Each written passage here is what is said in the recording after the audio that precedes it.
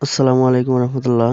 আজকের ভিডিওতে দেখাবো কিভাবে স্যামসাং অফিসিয়াল টুলস স্যামফাও টুলসের মাধ্যমে কিভাবে এফআরপি বাইপাস করবেন বা স্যামসাং ফোন হার্ড রিসেট করবেন।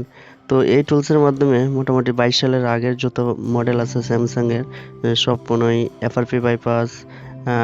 এফআরপি বাইপাস রিসেট সবগুলোই করা যায়। তো আজকে আমি দেখাবো কিভাবে এফআরপি টুলস ডাউনলোড করতে হয় এবং স্টেপ বাই স্টেপ কিভাবে কাজ করতে হয়। তো আমি প্রথমে গুগলে সার্চ করলাম স্যামফাও টুলস। তো তারপর ওইখান থেকে টুলসে ক্লিক করলাম। টুলসে ক্লিক করার পর আমি নিচের দিকে যাব, একবার নিচের দিকে যাব। তারপর ওইখানে দেখতে পাচ্ছেন যে স্যামসাং টুলসের লোগো দেখাচ্ছে এবং নিচে একেবারে একটা লিঙ্ক দেখা যাচ্ছে যে স্যামসাং টুলস 5.2, সেটাতে ক্লিক করব। তো সেটাতে জিপ ফাইল দেখা যাচ্ছে। তো ভার্সন 5.2 অলরেডি 5.3 ভার্সন চলে এসেছে। তো আমি 5.2টা ডাউনলোড দিচ্ছি। দেওয়ার পর দেখতে পাচ্ছেন জিপ ফাইল অলরেডি ডাউনলোড হয়ে গেছে। তো এখন আমাকে সেটা আনজিপ করতে হবে। তো আমি ওখানে মিনিমাইজ করে বের হয়ে আসলাম। তারপর ডেস্কটপ থেকে এটা আনজিপ করব। তো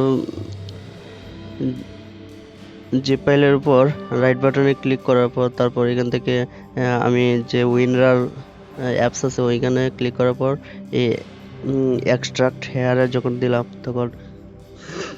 তখন দেখতে পাচ্ছেন যে আমার এটা এক্সট্রাক্ট হয়ে গেছে এবং উপরে একটা ডাউনলোড আইকন শো করছে। তো আমি যখন নাকি ডাউনলোড আইকনে ক্লিক করলাম তারপরে এটা অলরেডি রান হয়ে গেছে। তো আমি রানে ক্লিক করলাম। তারপর এখানে নেক্সট ক্লিক করার পর আমার একটা ফিনিশ দেখাবে। তারপর আমার স্যামসাং টুলসটা আমার ডেস্কটপে শো করবে। তো দেখতে পাচ্ছেন যে আমার এটা ইনস্টল হয়ে গেছে এবং এই যে আইকন শো করছে স্যামসাং টুলসের আইকন। তো আমি আইকনে আবার ক্লিক করব। ক্লিক করলেই আমার টুলসটা ওপেন হয়ে যাবে। তো দেখতে পাচ্ছেন আমার টুলসটা অলরেডি ওপেন হয়ে গেছে এবং এখানে আমি এই এমটিপি মোডে যে কোনো স্যামসাং ফোন এমটিপি মোডে আমি এখানে কানেক্ট করতে পারি। তো অলরেডি আমার এখানে কানেক্ট পেয়ে গেছে একটা ফোন। তো আমার হাতে যে ফোনটা আছে সে ফোনটার মডেল হচ্ছে স্যামসাং S20 FE আলট্রা। তো এই ফোনটা সমস্যা হচ্ছে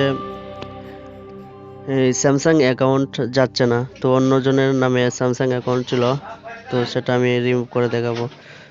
তো প্রথমে আমি এমটিপি মোডে কানেক্ট করলাম। তারপর এখান থেকে রিসেট দিয়ে দিলাম। তো রিসেট দেওয়ার পর দেখতে পাচ্ছেন আমার কম্পিউটারে অলরেডি প্রথমে আইডেন্টিফাই হচ্ছে এবং তারপর ফোনটা রিসেট হচ্ছে।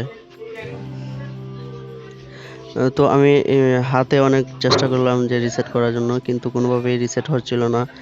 তারপর স্যামসাং ফোনের লকটা জানা ছিল, তারপরও রিসেট অপশন হাইড করা ছিল, কোনো কাজ করছিল না, কারণ স্যামসাং অ্যাকাউন্টের কারণে। তো দেখতে পাচ্ছেন যে আমার ফোনটা অলরেডি রিসেট হয়ে গেছে। তো এখন যেহেতু আমার লকে জানা আছে তাহলে তো আর কোনো সমস্যা নাই। এখন আমি শুধু স্টেপ বাই স্টেপ নেক্সটে ক্লিক করব, তাহলে আমার ফোনটা সম্পূর্ণ ওকে হয়ে যাবে। তো যারা আমার এই ভিডিওটি প্রথম দেখেছেন তাদেরকে অসংখ্য ধন্যবাদ। যারা নতুন দেখেছেন অবশ্যই আমার ভিডিওটি লাইক কমেন্ট করবেন এবং চ্যানেলটি সাবস্ক্রাইব করে দেবেন।